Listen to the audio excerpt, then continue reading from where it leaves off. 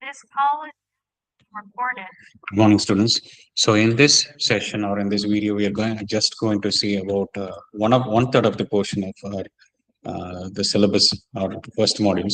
So this is basically aimed at the students who got absent for the class and just want to recollect everything in just a fast track. So the entire content which we saw in around 3 to 4 classes would be just compressed in 3 to 5 minutes or 7 minutes at the maximum, or even the students who are preparing for the internal examinations can use this video to just recollect everything.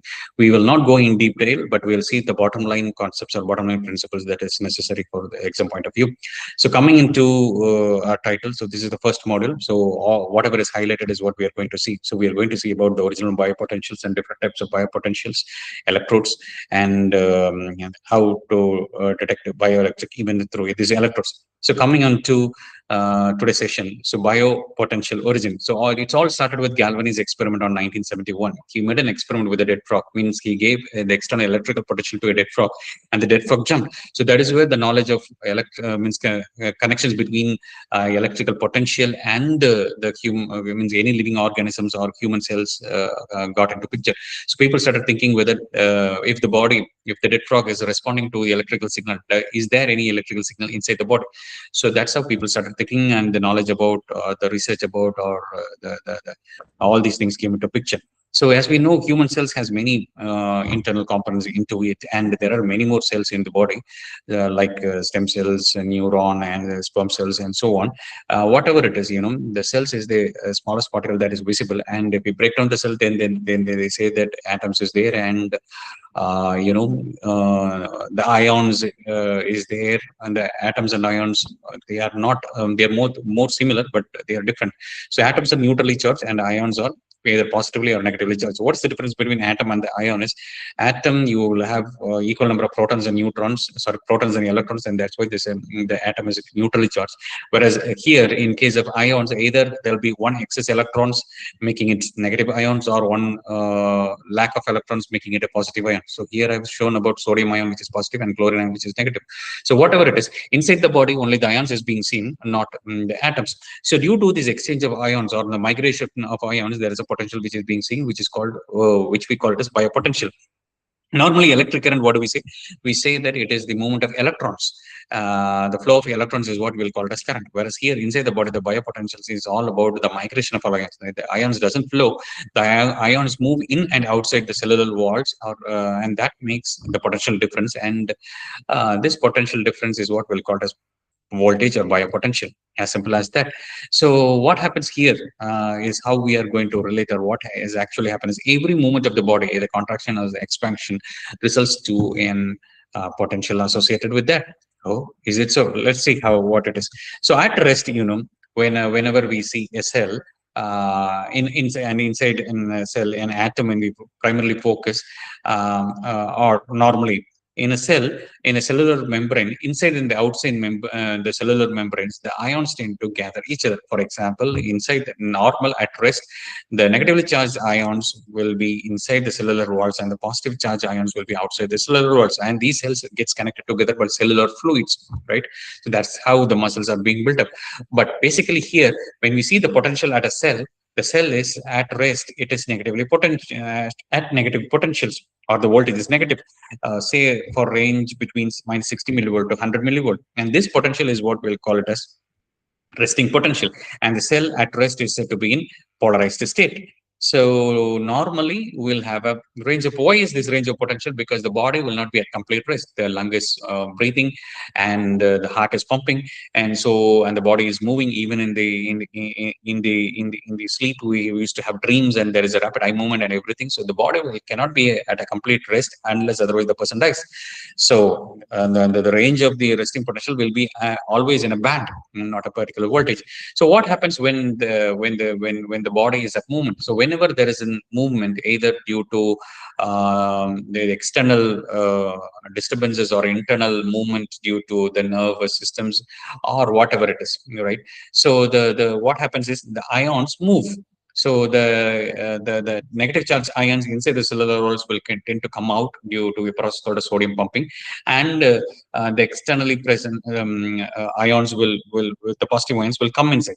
So externally there is sodium ion will come inside, and chlorine ions will go outside, out of which the potential across the cellular membrane, or so not a cellular membrane, at the cell, will eventually change to positive voltage. Say for example, it goes up to 20 millivolt.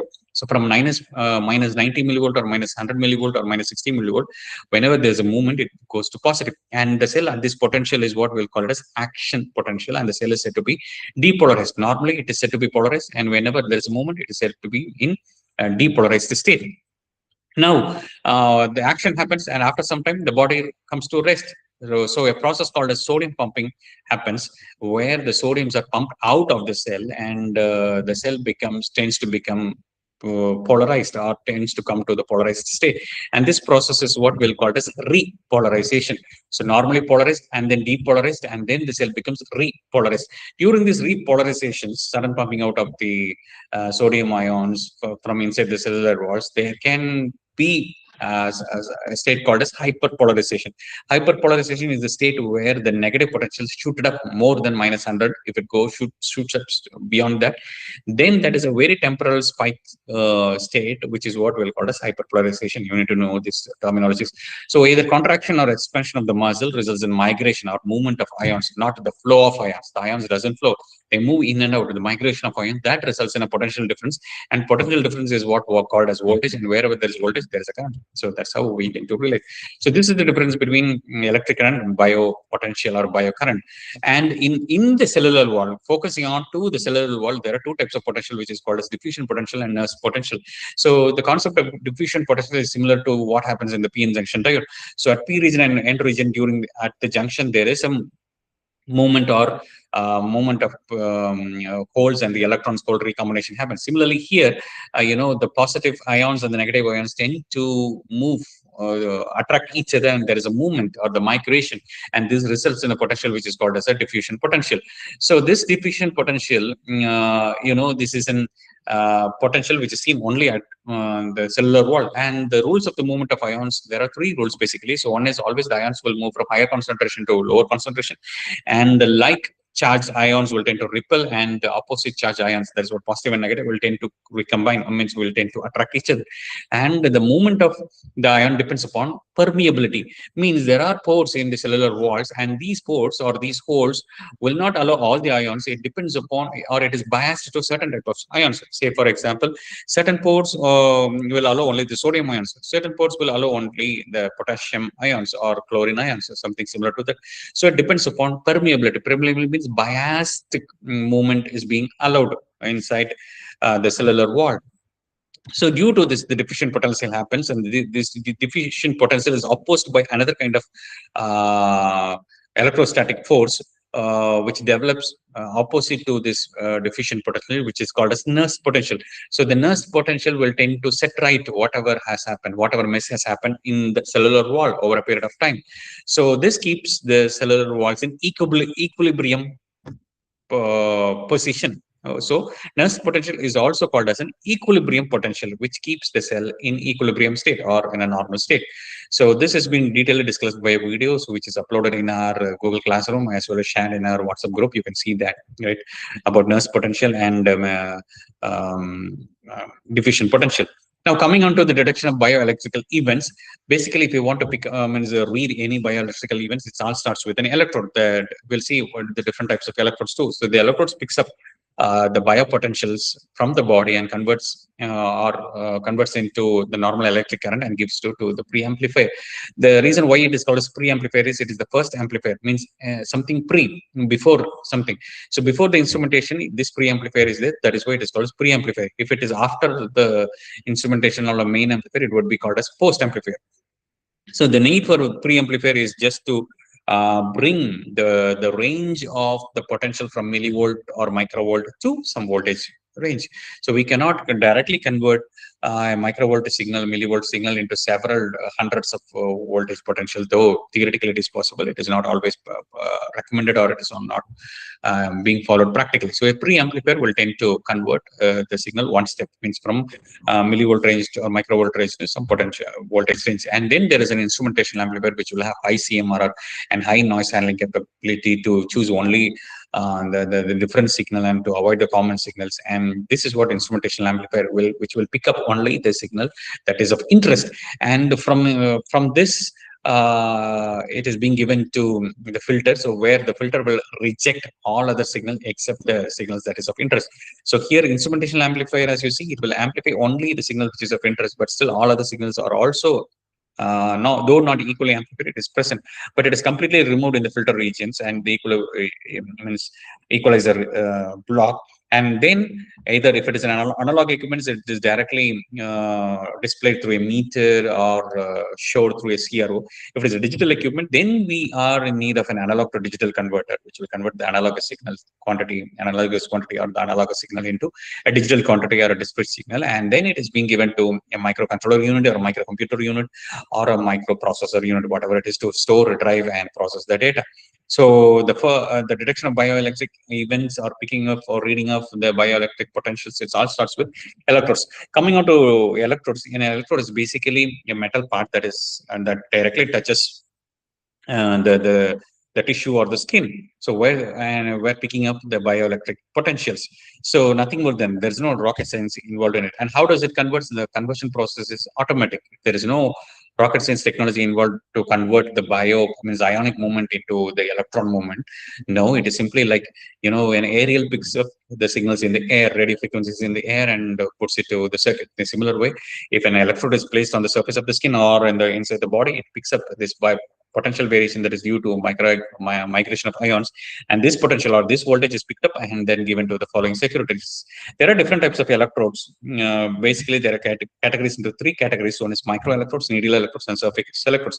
But the reason why it is called as microelectrodes is the tip of the microelectrode is so small that it can penetrate to the skin and directly get into a muscular region or muscle or a cellular region. So, and the structure or the visibility looks like a pencil, micro tip pencil. So the why it is called as micro means the tip of this electrode is so sharp and so thin that it can even penetrate the skin, but not too deeper.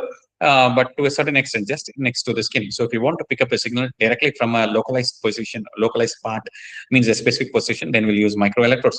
And coming on to the needle electrodes, whenever we want to pick up a localized signal, means a measure a signal right deep inside the body, like some organs or inside the deep tissue, then we'll try to use a needle electrodes. And coming to surface electrodes, there are three types of surface electrodes called floating electrodes, suction cup electrodes, and ear clip electrodes. Ear clip electrodes is used for reference, not to pick up any signals. As you know, there are two lines. One will be signal line, other one will be reference line. So one will be either micro electrodes or needle electrodes or floating electrodes or suction cup electrodes. The other one will be basically any ear clip electrodes, just for a reference. Now coming on to suction cup electrodes, this directly connects to the surface of the body, and it gets attached to the body through suction principles. How does the suction principle works? It is as similar to a cell phone holder in your car. When air is being sucked up, it directly gets attached to it. It's as simple as that. So as it is shown in your in the photo, that's how the electrodes will be arranged inside the body. And then comes the floating electrodes, where even you would have used it in your mini project or micro projects, where we have an electrode which is being placed inside a particular, means not inside, at a particular surface of the body through an adhesive paste or an electrolyte jelly. And this makes the problem. So this can be sometimes, disposable or reusable. So whatever it is, there is an electrolyte jelly which is being used like an adhesive, and this prevents the electrode getting into direct contact with the skin, and this introduces something called as interface. So this is exclusively to the floating electrodes, not to suction cup or ear clip electrodes. So in floating electrodes, there is something called as electrode skin interface which gets developed. So what is this electrode skin interface? So going into deeper, the metal plate doesn't touch the skin or the surface of the body. So there is an interface which is being created, like how we have an interface with a computer. We have input and output devices through which we tend to communicate. So there is a barrier, there is no direct connection. So if you go deeper, there are two types of interface which get created. So one is electrolyte interface, and the other one is electrolyte skin interface. This is just because of this electrolyte or this paste or the jelly which is there in between the electrode and the skin. So, and this introduces additional potentials in along with the actual biopotentials. And this is unavoidable because this floating electrodes has to be connected with the adhesive paste. So what to do it? So studying is very important, so that when we have the knowledge of this extra potentials, we can deal with it. So that's the idea. So coming on to the first potential, electrode electrolyte interface. Electrode, metal plate. Electrolyte is jelly. So that is there on one side, and electrolyte and skin is there on the other side. So the first portion, electrode electrolyte interface. In this interface, what happens is the ions from the electrode and the ions from the jelly or the paste will tend to migrate to each other, or tend to communicate, means exchange each other, due to which a potential which is being developed, or means specifically speaking, there is an electrical double layer which gets developed, and out of which there is a charge layer, and this charge is what we'll call it as half cell potential.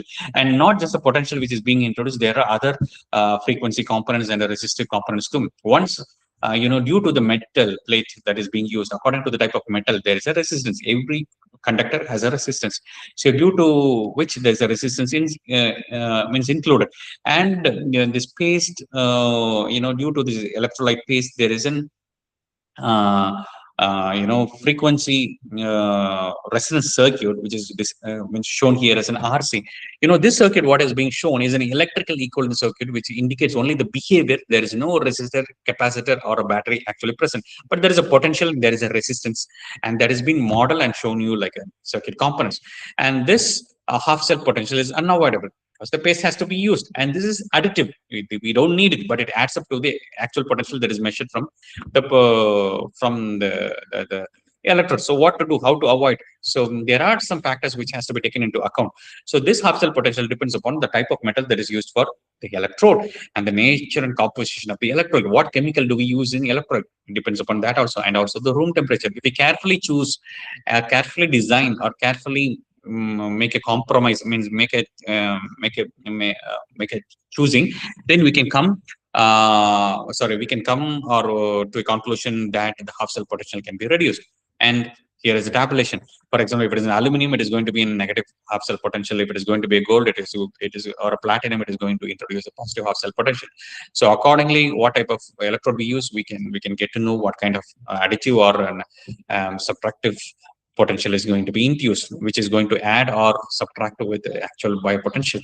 Now, coming on to the second part of the interface, it is called electrolyte and skin interface. Electrolyte is jelly paste, and skin, inside the skin there is body fluids. So it is like two fluids at two different concentrations. In between there's a skin which acts like a diaphragm, means freely movable proportion. So this is almost similar to what happens in the battery. There are two different solutions, concentration solutions, and that introduces a charge gradient or potential. So this potential is what we call as contact potential. And it is not just contact potential that is involved here. Here also there is a frequency component, frequency resonance component, RC, and there is a resistive components also R. So the resistance here, how does it, there it was due to the metal, here it is due to the skin. And the series resonance circuit is due to the electrolyte and jelly. So again, here you can see there are three components. One is an additive potential, and there is a resistance property, and there is a resonance property. What is this resonance? It will allow only a particular frequency, and it will introduce resistance or reactance to all other frequencies. So reactance comes only due to AC signals. So these two potentials, half cell potential and contact potentials, are additive. This contact potential also can be reduced by carefully choosing, preparing the skin, and rightfully choosing or carefully choosing the electrolyte chemical. So by doing all this, we can keep the contact potential and half cell potential into control. So that's it. We have almost completed one third of the unit. So we are done with that. So this is all about the first module. So means one third of the first module. We'll see the rest of titles in the next video. Thanks for joining. Thank you.